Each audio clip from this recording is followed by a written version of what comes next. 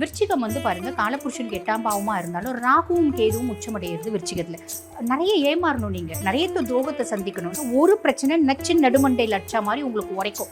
அந்த செகண்ட்ல இருந்து நீங்க சனி பகவானே வந்து பாத்தீங்கன்னா இவங்களுக்கு பஞ்சம சனியா இருக்காரு. உனக்கு என்னப்பா பஞ்சம், உனக்கு நல்ல வேலை இல்லாதான் பஞ்சமப்பா, சூப்பரான வேலை நான் கொடுக்குறேன்ப்பா. சனி ஸ்பூன் ஃபீட் பண்ண மாட்டான்.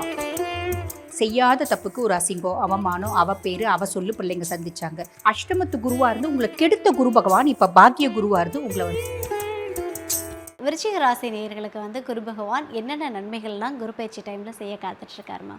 கண்டிப்பாம்மா. பொதுவா விருச்சிக ராசி அன்பர்களை வந்து நம்ம சொல்லணும் அப்படின்னு வச்சுக்கோங்கம்மா. காலபுருஷனுக்கு 8ஆம் பாவம். காலபுருஷனுக்கு 8ஆம் பாவம்ன்ற ஒரே காரணத்தினால விருச்சிகம் வந்து பார்த்தீங்கன்னா எப்பயுமே கஷ்டப்படுது அப்படின்னு தான் சொல்லணும். நிறைய விருச்சிக ராசி அன்பர்கள் நம்ம வந்து ஜோதிடம் பார்க்க வராங்க அப்படின்னு வச்சுக்கோங்களேன். ஏப்பா உன்னோட பிரச்சனைலாம் மாறணும், எங்கே போய் பிரச்சனைலாம் மாறும், நாங்களாம் பிறந்ததுலேருந்தே கஷ்டப்படுறோம், நாங்களாம் 10 வருஷமாக கஷ்டப்படுறோம், 8 வருஷமாக கஷ்டப்படுறோம் அப்படின்லாம் சொல்லுவாங்க.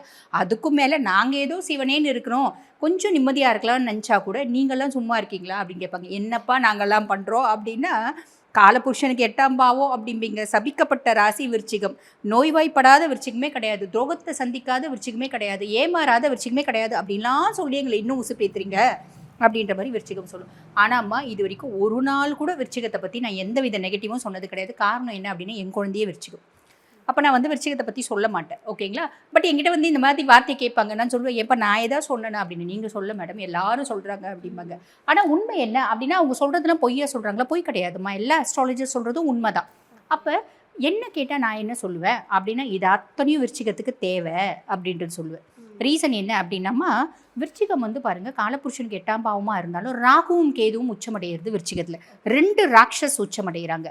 அப்போ நிறைய ஏமாறணும், நீங்கள் நிறைய துரோகத்தை சந்திக்கணும், நிறைய கஷ்டங்களை அனுபவிக்கணும், ஹெல்த் இஷ்யூஸ் நிறைய வரணும். வந்துச்சு அப்படின்னா ஒரு பிரச்சனை நச்சு நடுமண்டையில் அடிச்சா மாதிரி உங்களுக்கு உரைக்கும் போது அதுதான் தாமதம். அந்த செகண்ட்லேருந்து நீங்கள் முன்னேற ஆசைப்படுறீங்க அப்படின்னா, நீங்கள் ஆசைப்படவே வேண்டாம், ஆசைப்படுவீங்க, முன்னேறுவீங்க அப்படின்றது உண்மை. பொதுவாக வந்து பார்த்திங்கன்னா நம்ம விருச்சிகத்தை புதைக்க முடியாது, விதைக்க தான் முடியும். விருச்சிகத்தை புதைக்கணும்னு நினச்சி அவங்க மண்ணுக்குள்ளே போட்டு நல்ல 100 அடி பள்ளம் நோண்டி அவங்கள வந்து புதைச்சாலோ இவங்க வந்து பார்த்திங்கன்னா முளைச்சி வருவாங்க, மரமாவாங்க, அதுவும் ஆலமரமாக தழைச்சி நிற்பாங்க. இதுதான் விருச்சிகம். அப்போ விருச்சிகம் வந்து யோசிக்கக்கூடாது, லைஃப் வந்து டஃப்பாக போயிட்டுருக்கு அப்படின்னா உன்னோட tough is going out from your life அப்படின்றது தான் உண்மை. புரியுதுங்களாம்மா? அப்போ விருச்சிகம் நான் எப்போ நல்லா இருப்பேன், நீங்கள் எப்பயுமே நல்லா இருப்பீங்க, நீங்கள் நல்லா இருக்கிறதுக்காக தான் பிறந்தே இருக்கீங்க அப்படின்றத நீங்கள் முதல்ல ஞாபகம் வச்சுக்கோங்க. ஃபஸ்ட்டு விஷயம், இப்போ சனி பகவானே வந்து பார்த்திங்கன்னா இவங்களுக்கு பஞ்சம சனியாக இருக்கார். இவங்களோட பஞ்சங்களை எல்லாம் போக்கக்கூடிய பொசிஷனில் சனியே இருக்கான். உனக்கு என்னப்பா பஞ்சம், உனக்கு நல்ல வேலை இல்லாதான் பஞ்சமப்பா, சூப்பரான வேலை நான் கொடுக்குறேன்ப்பா. சனி ஸ்பூன் ஃபீட் பண்ண மாட்டான், ஆப்பர்ச்சுனிட்டிஸ் கொடுப்பா, நீ கிளிங் பண்ணிவிட்டு முன்னேறி போயிட்டே இருக்கணும்.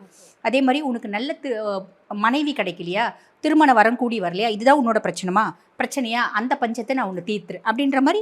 பொண்ணாக இருந்தாலும் நல்ல ஒரு கணவன் கிடைப்பா, நல்ல மனைவி கிடைப்பா, திருமண பிராப்தம் அப்படின்றது கூடி வரும். வீடு கட்டுறது தான் பஞ்சமா, வீடு கட்டுறதுக்கான யோகம் உனக்கு வரும்.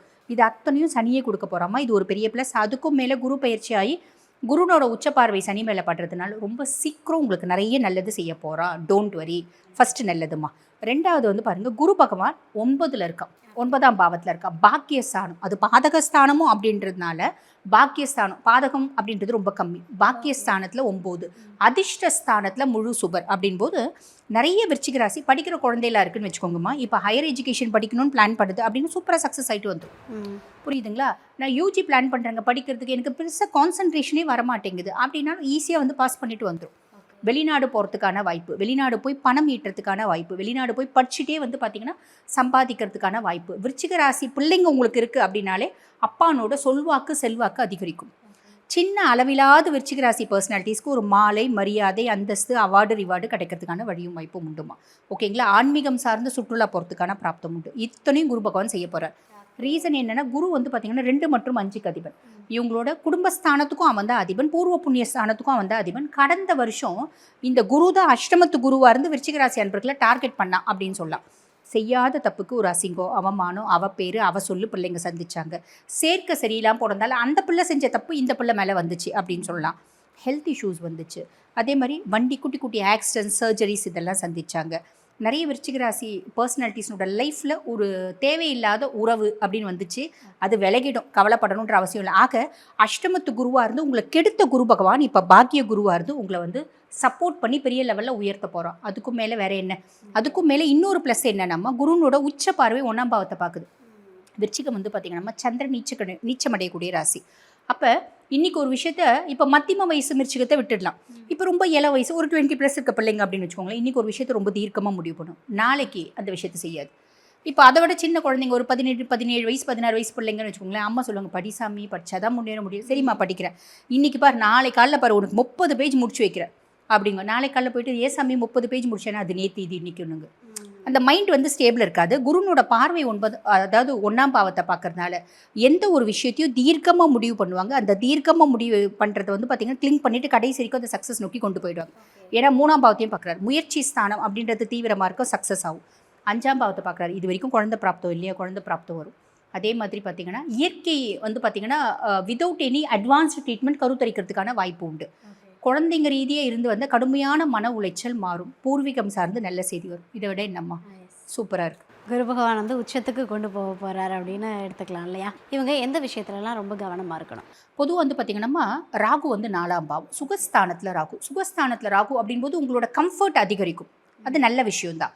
இப்போ ரொம்ப எளிமையாக சொல்லணுன்னா, ஒரு காலேஜ் படிக்கிற பிள்ளைங்கன்னு வச்சுக்கோங்களேன், அம்மா எனக்கு வந்து கார் வேணும் அப்படின்னு கேட்குது. அம்மா வந்து கார் அதாவது ஷோரூம் கூட்டிகிட்டு போய் கார் வந்து புக் பண்ணுறாங்க அப்படின்னா, அங்கே 8 லட்ச ரூபா அம்மா பிளான் பண்ணியிருப்பாங்க. எனக்கு 21 லட்ச ரூபா சேவியே தான் வேணும்னு எனக்கு அங்கே அடம் பிடிக்கும். அம்மா வேறு வழியில் பிள்ளை கேட்குதே அப்படின்னு சொல்லிட்டு அம்மா வாங்கி கொடுத்துருவாங்க. ஆக இந்த மாதிரி இது வந்து சின்ன பிள்ளைங்களாக இருந்தாலும் மத்தியம வயசு பர்சனாலிட்டிஸாக இருந்தாலும் ஒரு வீடு வாங்குறாங்க அப்படின்போது 50 லட்ச ரூபா அவங்களோட பட்ஜெட்டாக இருக்கும், அவங்க வந்து 1 கோடி ரூபாய் வீடு வாங்குவாங்க. எனக்கு ஆடம்பரம் பிடிச்சிருக்கு அப்படின்னு. வசதி வாய்ப்பு இருக்குன்னா அதை பற்றி கவலைப்பட வேண்டியதில்லை, வசதி வாய்ப்பு இல்லைன்னா அதை கொஞ்சம் அனலைஸ் பண்ணிட்டு செய்யறது நல்லது. Okay super ma'am. அதாவது இந்த விஷயத்தில் ஜாக்கிரதையாக, மணி விஷயத்தில் மட்டும் கொஞ்சம் கவனமாக இருக்கணும். Okay ma'am. எந்த கடவுள் வழிபாடு எடுத்துக்கிட்டால் விருச்சிக ராசிக்கு சிறப்பாக இருக்கும்? பொதுவாக வந்து பார்த்திங்கன்னா விருச்சிக ராசி அன்பர்கள் அவங்க சுய ஜாதகத்தில் செவ்வாய் நல்லா இருக்குனாலும் சரி கெட்டு போயிருந்தாலும் சரி, நீங்கள் யாரோட காலை சிக்கனை பிடிக்கணும் அப்படின்னா முருகப்பெருமான், மயிலோனோட காலை கெட்டிமாக பிடிச்சிட்டிங்க அப்படின்னா வாழ்க்கையில் முன்னேறது உறுதி, யாராலையும் உங்களோட முன்னேற்றத்தை சாலிடாக தடுக்க முடியாது. ஓகே, முருகப்பெருமானை கெட்டியமாக பிடிச்சிக்கிட்டா முன்னேற்றம் நிச்சயம். விருச்சிக ராசிக்குன்னு ரொம்ப அழகான அற்புதமான பலன்கள் கொடுத்துருக்கீங்க மேம். Super ma'am.